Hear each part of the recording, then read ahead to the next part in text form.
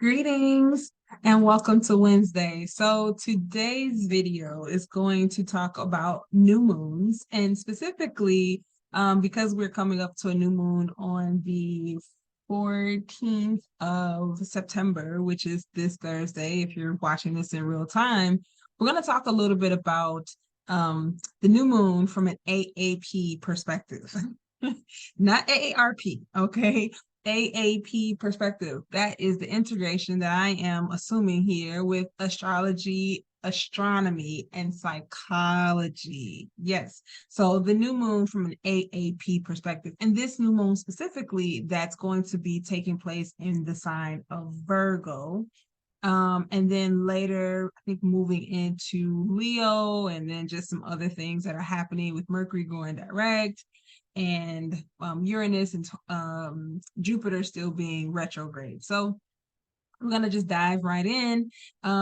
If we have time and if the vibration is good, because that's just how I roll, we may pull some oracle cards. I don't have any tarot cards with me, but we will take a look at the chakra oracle because it's all a vibe, right? We'll take a look at the healing energy oracle deck, which is here. And then I don't have the top for it anymore, but I do have the book. We'll take a look at the Moonology Oracle card since we're in this spirit of the the new moon.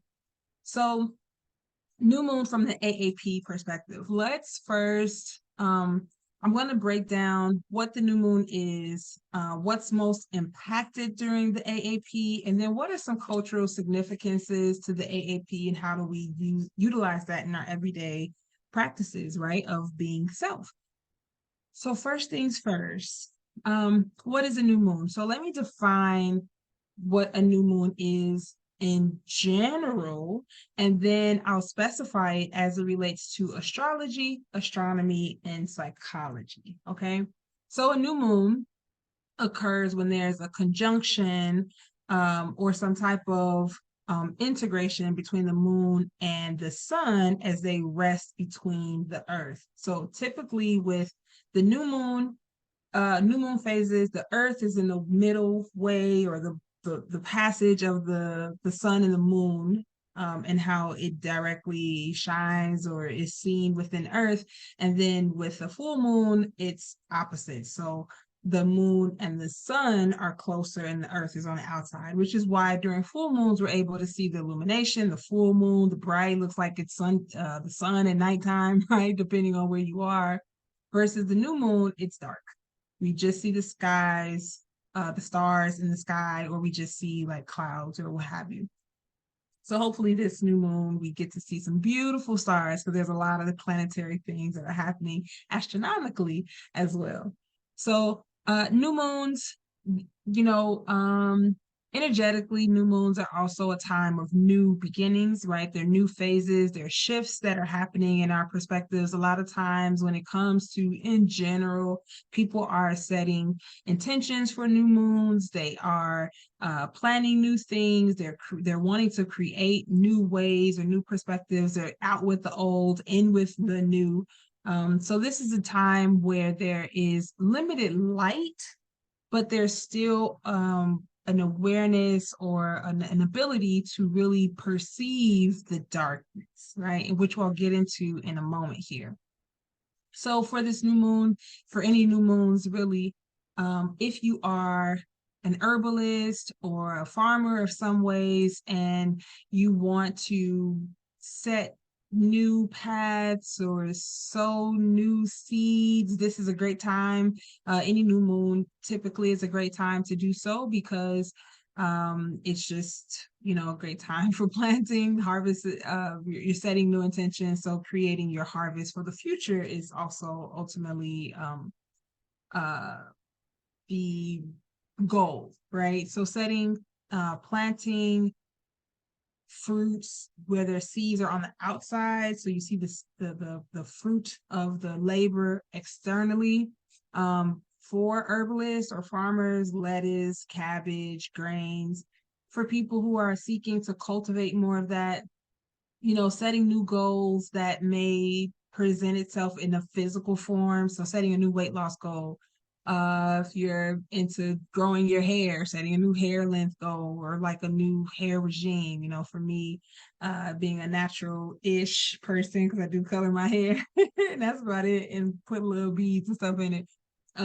Setting new hair goals, new intentions around cultivating growth, right? Okay, so now let's take a look at the specifics of astrology, astronomy, and psychology as it relates to the new moon. And this new moon in particular, but generally any new moon, but I'll break it down as we continue to go along to specify this new moon that's going to be in Virgo. So astrology, if you can recall, if you watched the last video, and I'll try to link it somewhere, somehow, the astrology is the basic study, not basic, but it's the study of movement of celestial bodies, but it's non-scientific. So a lot of it is anecdotal, a lot of it is trial and error, which is scientific, but it doesn't have any tangible, conventional standards of reason, right? So it's non-scientific. But you tell someone who studies and practices astrology that it's not real, and they will debate you real good, right? So when it comes to a new moon in astrology marks the time when most people practicing are turning over a new leaf or starting a new project, perhaps even sowing some seeds of conceptualization or creating new life in whatever form it serves you, okay? So the conjunction, as I've spoken about before, it's a joining, right? So anytime something conjuncts in astronomy, also in astrology, it's where we see these two things being closer together, almost as being one, right? You think of a conjunction in some of the English language, and it's when like you're adding two separate ideas or thoughts and bringing them into one word or one sound. Or maybe that's not right because I'm not an English teacher. I did not do good in English. However, a conjunction is joining of two. So when it comes to new moon, we're conjuncting or we're joining the energy of the sun and the moon. So astrologically, the sun represents our life force, it represents vitality, it represents our personality in so many ways. So it's a self-expression. And the moon represents our intuition, it represents our femininity, it represents our emotional temperament. So in so many ways, it's kind of like that inner being, that inner self. If the sun is the external and what we show and what we present, the moon is the internal. And this definitely will play a role, and I think it plays a huge role in how we observe the psychological principles that are kind of built into or built around this system of understanding the AAP, astrology, astronomy, and psychology, as it relates to our current modern day life lived practices, okay? So when we have a conjunction, we have two of these things that are coming together and they're being observed from the sky or from the earth, observed in the sky as being between 0 and 8 degrees to our naked eye. So it looks like they're one, they're right on top of each other. But it really just depends on the observer and where you are when you are observing the sky. Because what may look like a conjunction, the sun and the moon kind of right there on top of each other, to me here in the Southwest may look completely different to somebody in the Northeast or someone in Australia or someone in, Accra, Ghana.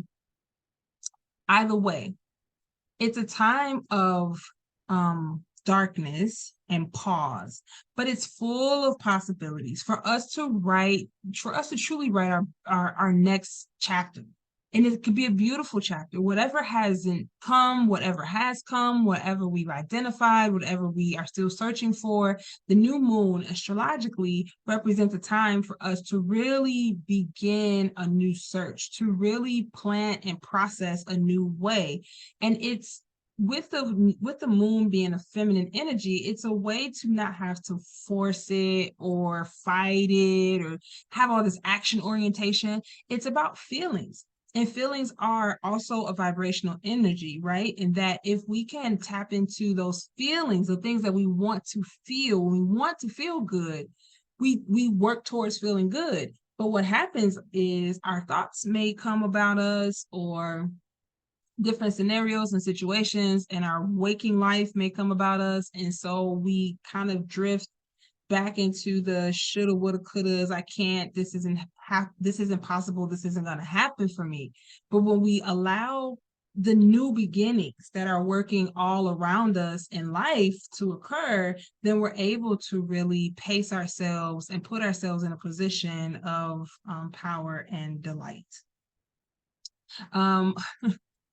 Also, I'm laughing at myself because I'm looking at how I look in this. You got to have fun in life, okay? If y'all know me, I'm going to have fun. I look like I'm in a uniform of some type, okay? And I'm not putting this on my soul, but I'm going to have to make better choices next time I decide to get on the people's internet with this choice. Anywho, okay. The moon encourages us to think and prepare before taking action, which I clearly did not do in choosing this selection. Either way, so let's talk a little bit about astronomy, right? So with astronomy, as I spoke about before, this is science-based. This is form. This is understanding celestial bodies and their physical and the physical universe and the universe as a whole. When it comes to the new moon and astronomy, we're taking a look at observation. That's all we're doing. We're not applying anything, we're just observing. And so astronomically, new moons typically signal the first lunar phase. Okay, so from Earth, we only see one side of the moon anyway, because of the position of the moon and the Earth and the sun and rotational axes and all of that fun stuff. So when it's a new moon, it's not as though we can't see the moon. It's that it's not illuminated from the sun's rays and brightness, so that what we see is the darkness or the shadow, right? Which will play a role in when I discuss the psychological aspects of things. So astronomically, we're only seeing the dark side of the moon. It's the side that's facing us, that's not lit up by the sun, because the moon is between the earth and the sun. That's another way you can kind of tell, is it a new moon, is it a full moon? Because if we can't see it, it's because the earth's big body is in the way. If we can see it, the earth is out the way and it's just the sun and the moon. So the moon has not disappeared. It has not gone out of orbit or out of view. We just can't see the illumination. So if you can actually simulate what this looks like. Going back to, what would it have been? Maybe third, fourth grade, maybe fifth, sixth grade, maybe even high school. I don't know your life, okay? But you can you can practice the different phases of the moon if you have like a lamp and maybe like a baseball or some type of round spherical object. You want to place the lamp without its shade on one end of a dark room, and then stand at the opposite end with the baseball kind of like at arm's length in front of you, and then just kind of move slowly in a circle, and it kind of will display on that dark wall the same phases of the moon. There you go. So astronomically, we're just looking at observations of what the new moon looks like in our planetary sky, right? Depending on where we are. Psychological, okay? This is a scientific study. It's ongoing, the mind and the functioning of the behaviors. And this is where it gets real good, real good, okay? Embracing the darkness, all right? So when things are without light, all right, it does not mean that it's without sight. I'll say that again. We're going to embrace the darkness when it comes to the new moon. When things are without light, it does not mean that they are without sight. In fact, embracing our darkness or our shadows can really turn to be quite liberating due to what Jung called the shadow self. And the shadow self can be seen as a repression of our previous versions of self from childhood that was repressed or non-validated, that we continue to seek or support in some point, in some phase, at some time in our lifetime, typically our adulthood. So a lot of times you're hearing people talk about doing shadow work, I had a client recently tell me about a shadow journal and wanted to incorporate it. And I'm like, yeah, bring it all in, you know. I am not above anybody's information or anybody's sources of wellness. So when we look at working with the shadow, it doesn't have to be a tragic view of self. Although the ACEs study, which is the Adverse Childhood Experiences study, it took a look at some of the major factors of like adult coping mechanism and just adaptability and flexibility. And for so many different categories, like you can break that ACEs thing down, okay, to the bones. And so many different categories come up for so many different types of behaviors and personality styles and different things. But one thing that stood out is that there's a lot of us, there's a lot of people in adulthood who have had some adverse childhood experience, or a trauma. And so when we think about the shadow self, we're wanting to understand how impactful have our traumas been to our adult selves. So when it comes to the new moon and psychology, we definitely can use the illumination of the new moon, the cycle of the new moon, to really support us in uncovering those repressions, right? Of getting some of those cobwebs out of our closet to really promote a new beginning, to promote a new stage. And it's not as though we're just trying to go from 0 to 100, right? We can take steps. And every single month, which I'll get into in a moment, we have a new opportunity to have a fullness of which is a blessing and kind of receiving everything, and a newness, which is setting new goals and intentions and behaviors. So we don't have to stick to this, what's your 5-year plan, or what's your great, your great mission or work life, whatever, like what's your potential. We don't have to stick to that because it can change just like the phases of the moon change. And I'll get into that in a moment. But although the shadow is observed as a negative emotion, I beg to differ that just because it's dark means that it's negative automatically. Okay, I'll say it again. Just because it's dark, I beg to differ that it's an automatic negative, okay? So being able to see the shadows as a way to merge or incorporate our perspectives of how do we want to show up in our current world is something that takes a lot of practice. So right now we want to do the shadow work. We want to do the inner child work, but that is going to take an awareness of what these different levels of consciousness really mean, or how it shows up for us. So we have what Jung called in the 3 levels of consciousness, which ultimately promote or produce the archetypes. And it's like 12 archetypes. And if you want a video on it, I can create a video on it. But for now, the 3 conscious states, or the 3 states of awareness, are the ego, the personal unconscious, and then the collective unconscious. The ego is where we are consciously aware of when and what we think about ourselves. And people are all oftentimes saying like, oh, get your ego in check. Well, your ego doesn't have to necessarily be something that is harmful or bad. It's just, is your ego a part of that shadow that has been repressed for some time and is now maybe acting out some of these undesirable behaviors, right? And if that's the case, how do we then go inside and do some internal work to really be able to understand, okay, well, what do I need to release? What do I need to let go of? And how can I confront some of these challenges that have been present in my life for so long? And maybe with the ego, we're not fully aware, which is where the second level or another level of awareness comes from, which is the personal unconscious, okay? This personal unconscious is all the information that someone's mind has, but it's not readily available. It's like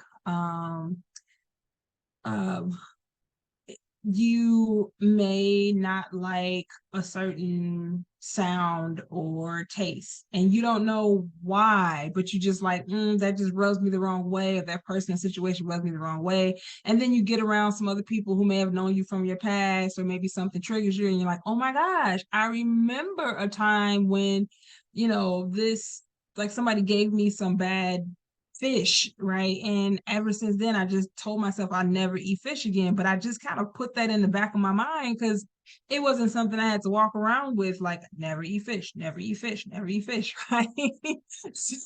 So you stored it. It became a personal unconscious until maybe something triggered you to say, like, what is it about this thing that I don't like? But that is a part of the shadow. When we're working with the shadow, it's about taking a personal account of the things that we have stored deep down inside. Now, maybe we repress them on purpose, and maybe they went down there because it was a part of our healing or coping mechanism where we had to block certain things out. And that moves more into the collective unconscious, which is something that we are just not able to connect with at all. And let me reframe this. So the personal unconscious are things that we can at some point access. The collective unconscious are all of the things that maybe even as we look at like society, we're not fully always able to integrate into our world. And I spoke about this just recently with a client, and I think this is not the platform, this is not the space where I'm going to talk a lot about it. But when it comes to like implicit bias and prejudices and race and just racial tensions, I think a lot of the collective unconsciousness stuff lies there. And no matter if we think it's outside of us because of how we live in this world, that stuff is a part of our world too. So we're not safe. Nobody's safe. So what is the shadow then? The shadow is a part of our personality that we have suppressed because it's too painful to acknowledge. So if you think of the ego, the personal, and then collective, what parts of those different areas have become so painful to acknowledge that we just repress it?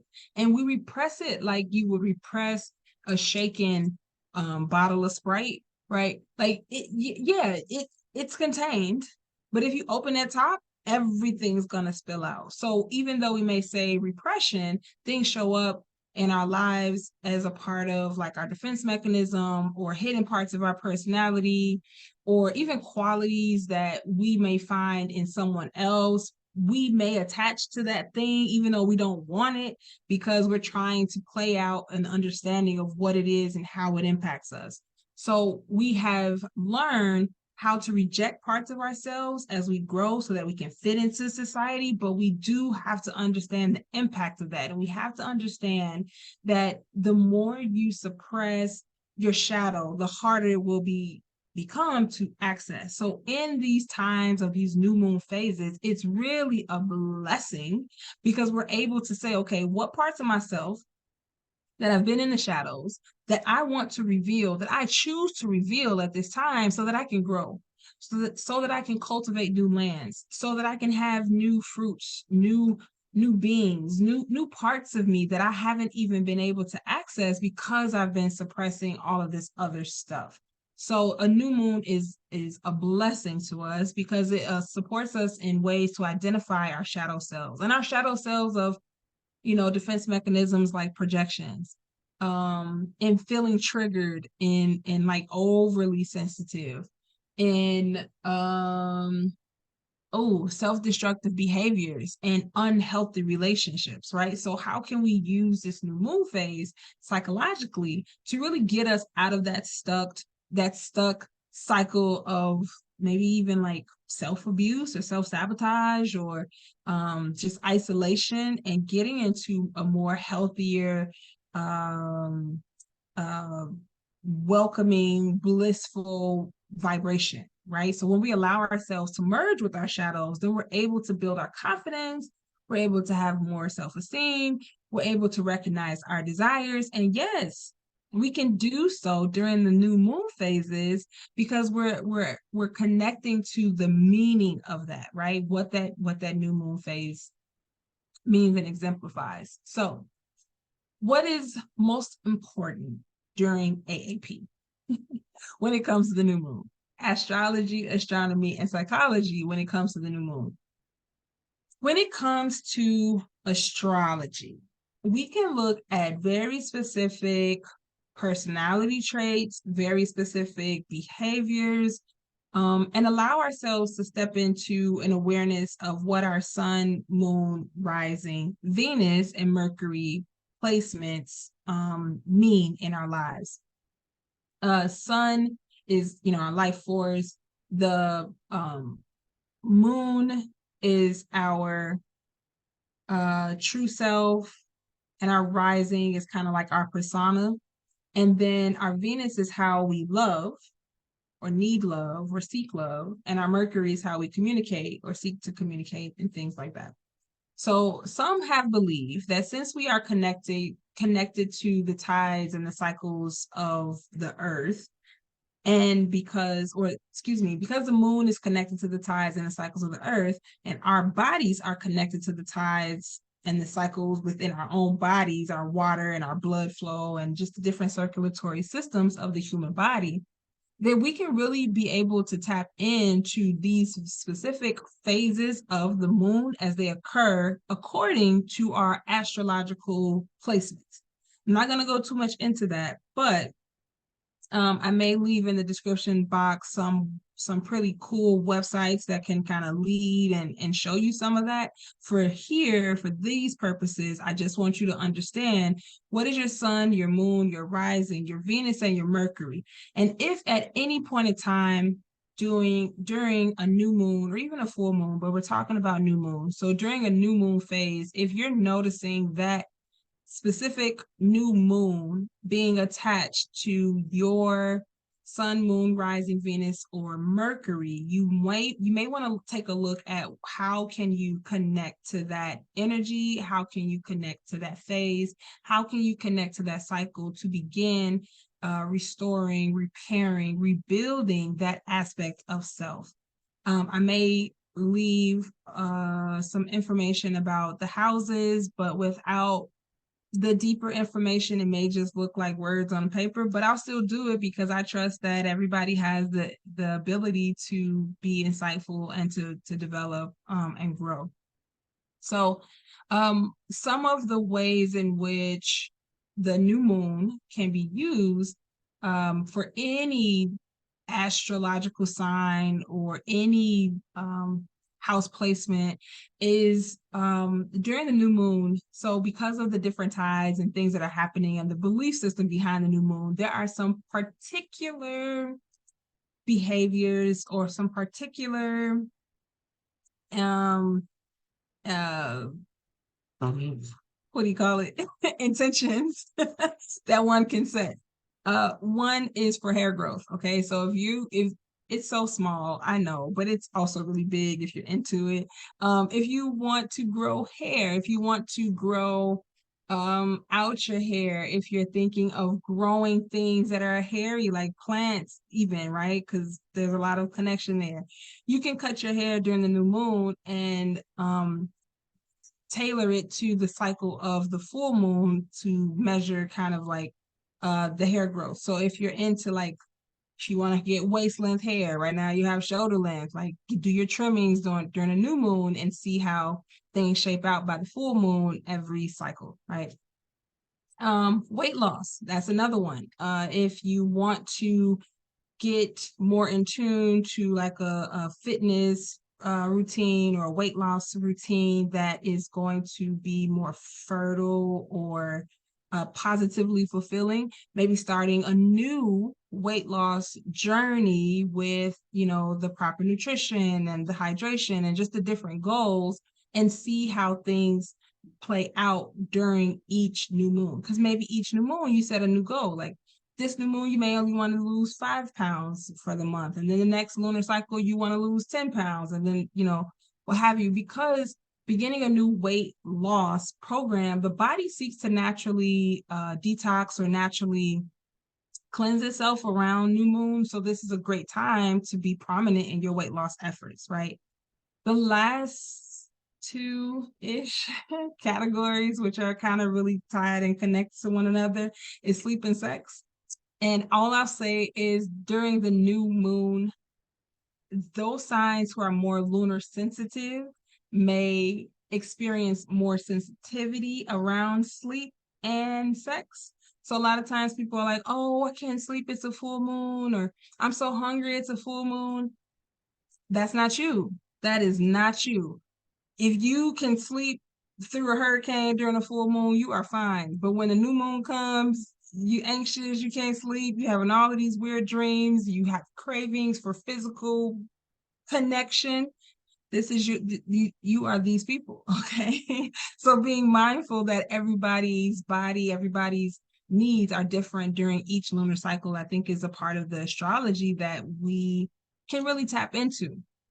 When it comes to the most important aspects of AAP during the new moon cycle for the other A, which is astronomy, it's just observation.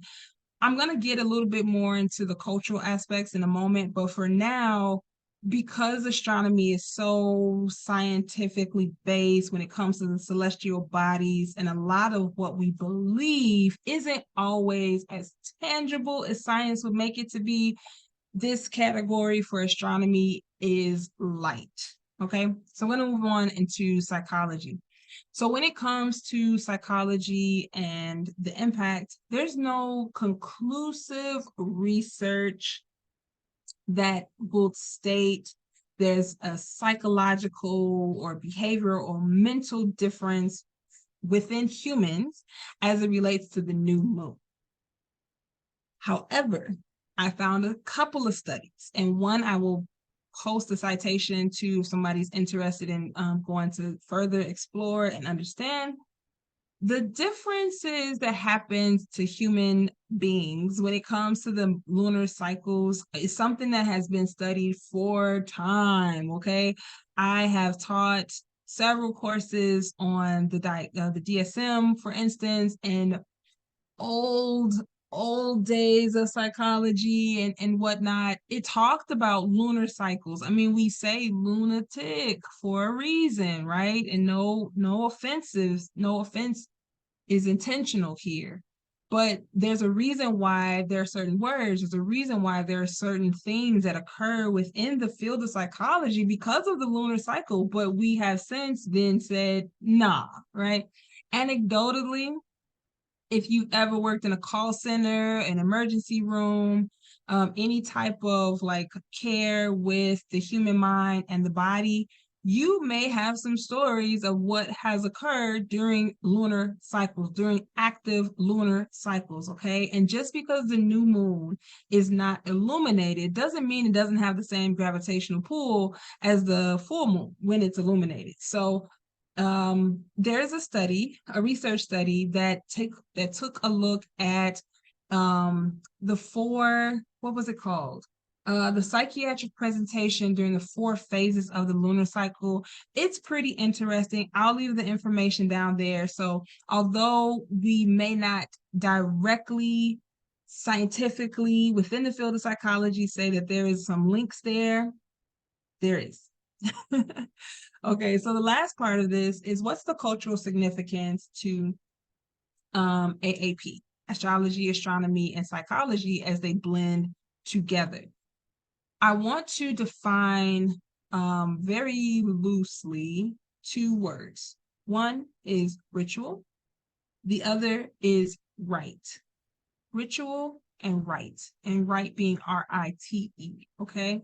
A ritual can be defined as any action according to one's prescribed order that is intentional and it can include words, symbols, behaviors, movements, etc.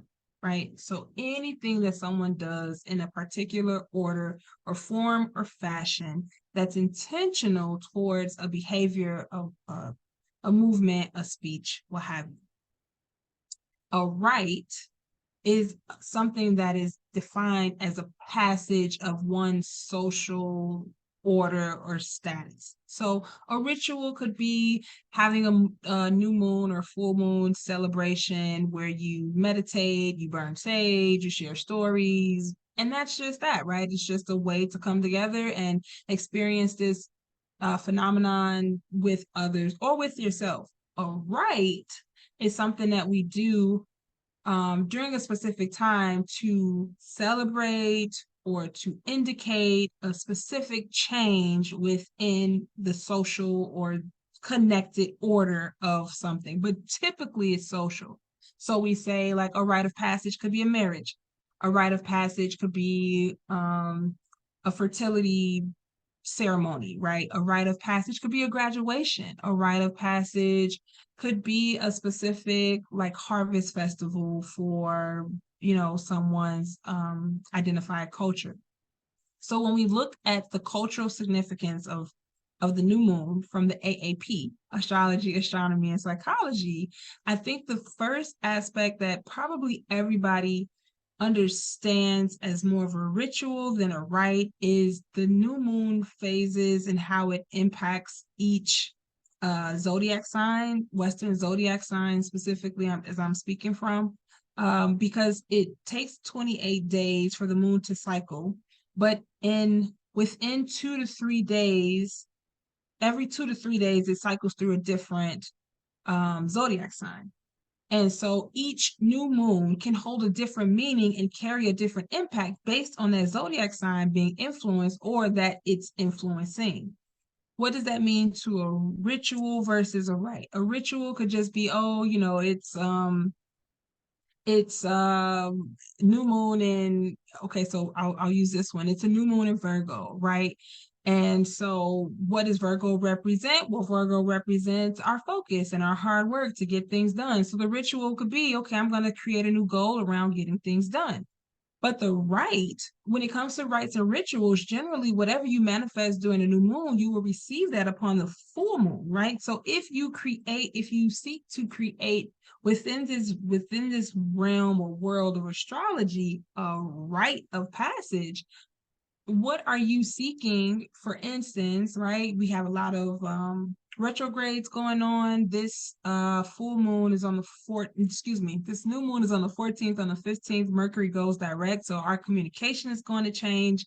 What type of rite of passage can you create for yourself? Maybe if it's your birthday, maybe if you've recently had a breakup, maybe if you recently had a marriage, if you moved to a new house, right? We can create whatever rite of passage we choose according to our style of life.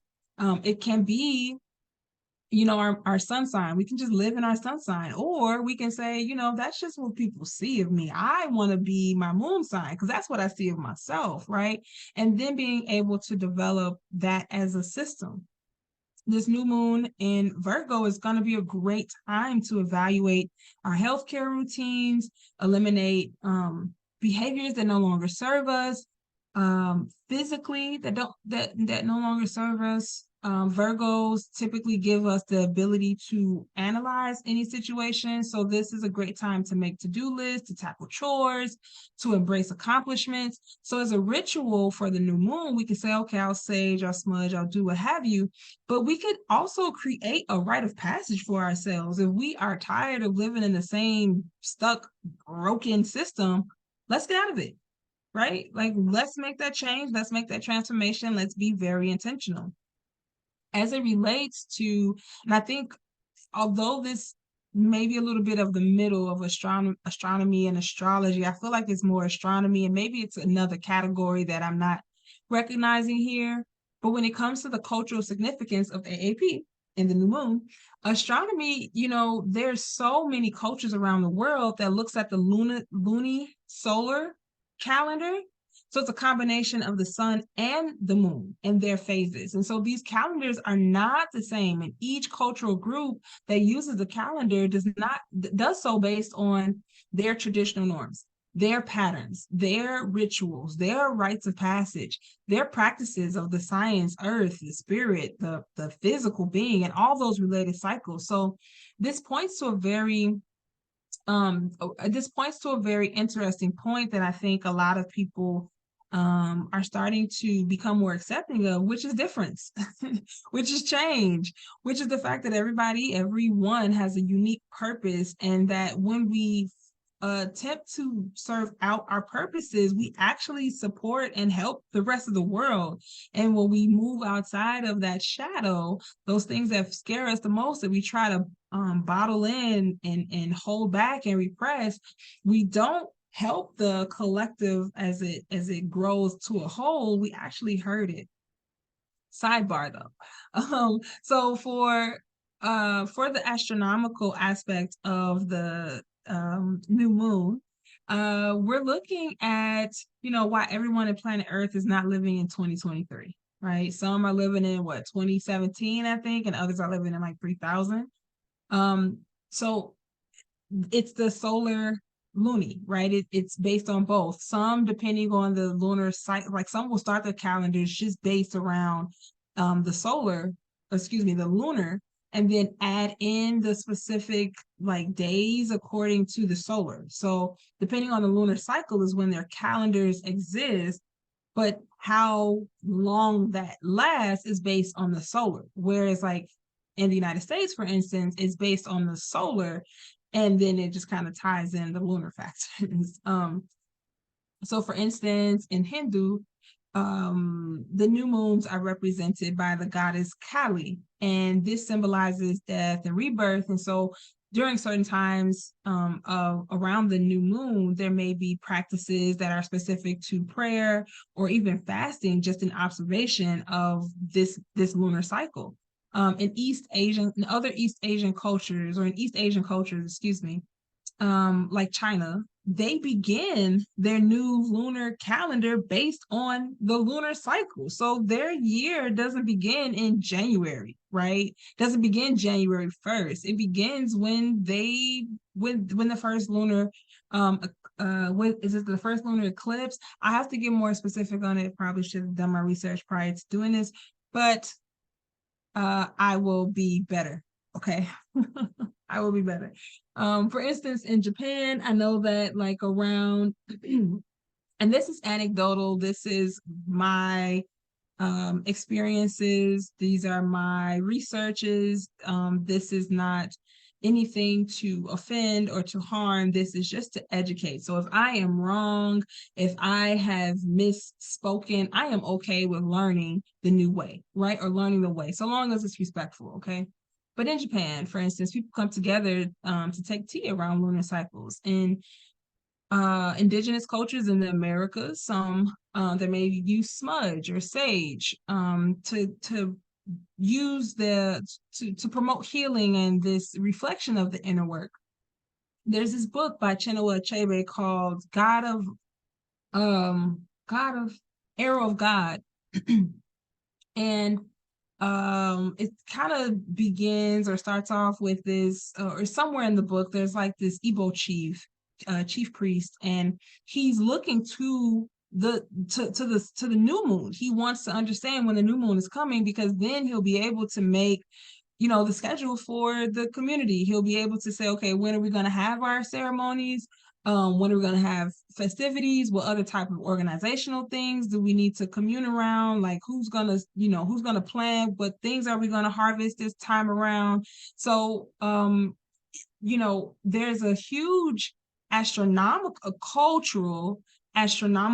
part in African archaeology that we just don't talk about enough. Maybe we do, but I don't hear it enough. So with AAP, right, with astronomy, astrology, and psychology, I think we can begin to observe our world in a very different way and have more inclusivity and have more practicality when it comes to these areas of blockages for what it means to be of the humankind. So lastly, in this category of culture, when we take a look at psychology, we're taking a look at how the new moon can control the tides of the ocean, right? Similar to the tides of our body, the water and the blood flow. So during the new moon, it's about self-awareness. It's a bit, it is in its shadow phase. And so it means that things need to be called out or pulled out, right? This is a time for us to connect our dreams with our realities, and maybe our actual dreams, our sleeping dreams, and bringing them into reality, right? Like, have you ever had a dream where you just knew you were still awake, and then you woke up and you realized it was just a dream? What is it about that dream? What is it about that phase? What is it about that aspect of the psyche that we don't tap into enough, right? Living our dreams. It is real. It is important to identify and to design our lives around our dreams without it being an inflated sense of ego. So this is a reason why so many people, I think, around the new moon specifically practice meditation and setting intentions and goal setting and smudging and saging and lighting incense and taking salt baths and dancing around a beautiful fire, or even using new language to bring about change, right? Houdini used it best. The word abracadabra, I believe in Sanskrit, means like I think or I speak, therefore I am, right? So being able to make magic happen just by the thought or the expression of your mere words. So at this time with this new moon, I think it is about calling in what you are seeking to manifest or call upon at this time, using words or phrases like open and receive, ready, trust, gratitude. Those are really psychological phrases that I think when we speak them out loud, they actually resonate within as a positive shift or change in some of the thought patterns that may have held us back in terms of repression or even the expression of defense mechanisms such as projection. All of those things. If you're really into it and you really want to deep dive, you can use some crystal work, which two crystals that I think are really apropos for this new moon, for any new moon, truly is moonstone and clear quartz. Now, if you are someone who uses crystals in your everyday practice, maybe using a crystal of the moon sign. So for instance, using a crystal that is for Virgo, which I don't have in front of me right now, but I can maybe post something in the description box about it. That is another way to kind of bring in the energy or bring in some of the awarenesses that our psyche, that our mind wants to believe about our current reality. So this is when it comes to psychology and new moon phases and the whole interconnectedness of the AAP, it's really about creating beliefs, because whatever your mind tells you to do is what the body will do. All right. So we need to, if we're looking to create more of a healthy approach to our lives and feeling more balanced and accepted for self, which ultimately emanates to others, then this is, just some suggestions. So moonstone connects to the energy of the moon during any phase. So being able to keep some moonstone, and let's see, up there. I keep a moonstone because I do a lot of work with trauma. So I have like a little moonstone tree right here. It absorbs negative energy, if you believe. So cleansing it from time to time is really key. New moons are not typically a time when people put out crystals or, put them into the to cleanse them, but you can cleanse your crystals at any point in time. And sometimes it's even helpful to destroy a crystal or to get rid of a crystal or bury it if it's served its purpose and it has done you good. So clear quartz is one of those crystals that I think can get kind of washed often or buried or or cleansed because it's clear. It's about clarity. It's a master.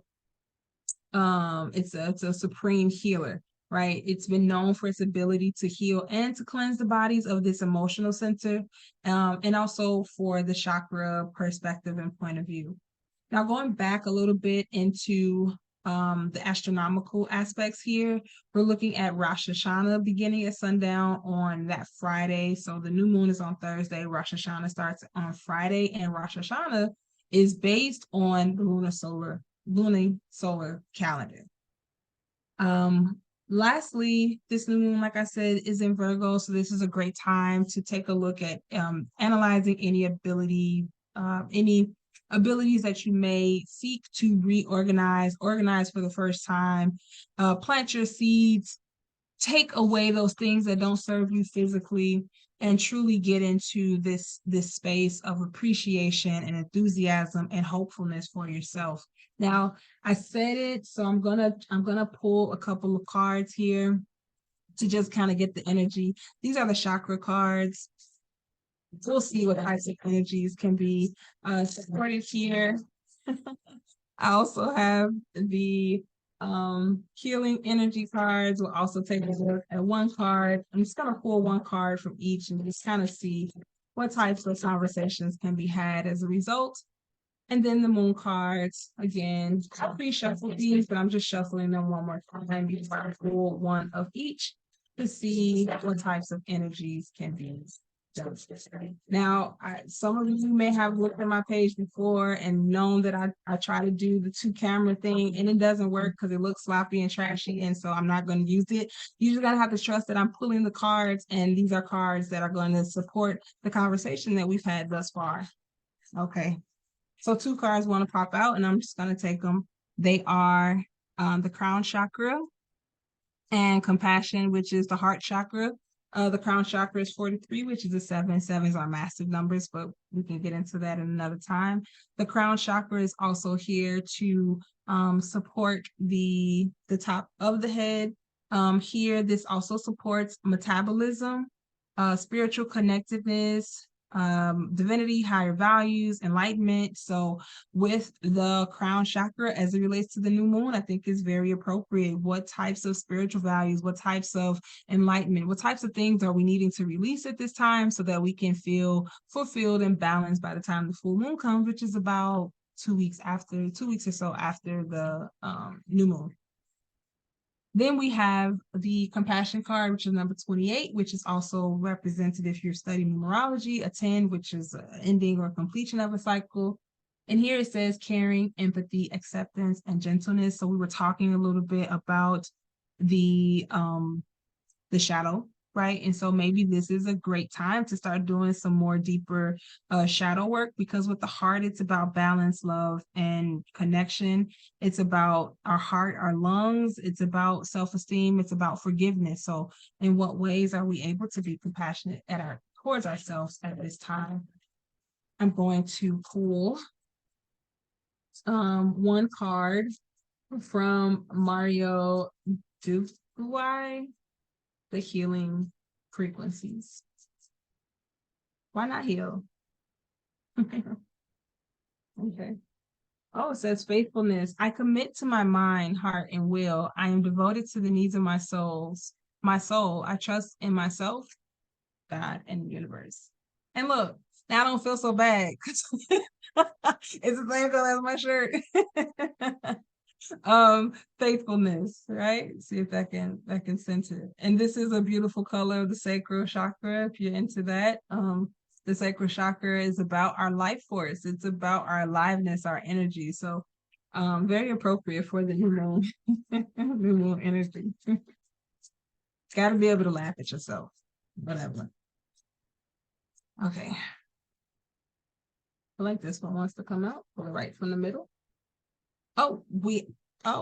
We have a new moon in Aries. Okay. Time to take action. So for those of us who are seeking to enjoy and define our lives as it relates to this new moon and this Virgo energy, what types of things do you want in life? It's time to take action. This is a great time right now to be alive and to be well. So I hope that this video has served you well. I hope that you're able to gain some insights and information. If you have any questions, comments, and concerns, please feel free to leave a message in the description, in the box below, in the comment box, right? Feel free to subscribe so you can get these videos when they come live, and that you can just be a part of the channel, a part of the community, the AAPs, right? Who are working towards building this awareness and this integration so that we can have a more fulfilled and peaceful and pleasant experience here on Earth. So as always, be kind, be fun, be well. I'll see you next time. Bye for now.